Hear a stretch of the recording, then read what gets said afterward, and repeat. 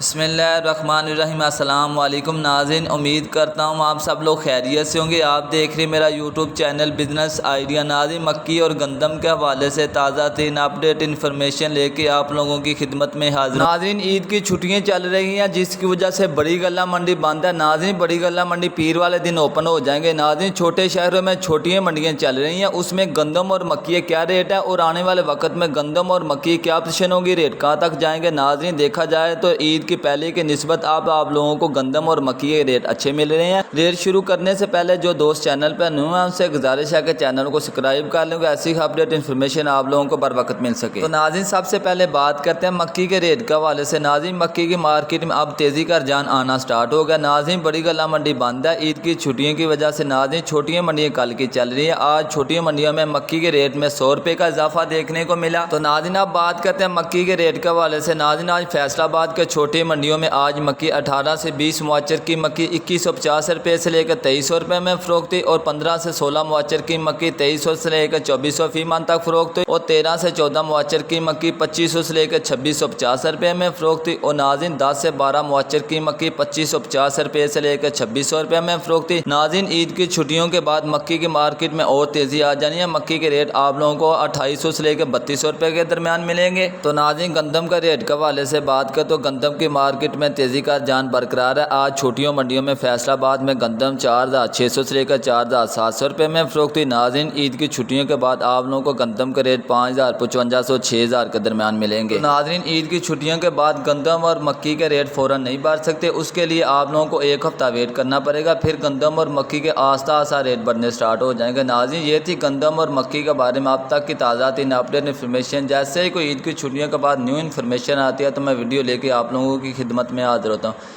Video پسند آیا دوستوں کے ساتھ شیئر کرو، ساتھ ہی ہمارے چینل کو سبسکرائب کر لیں۔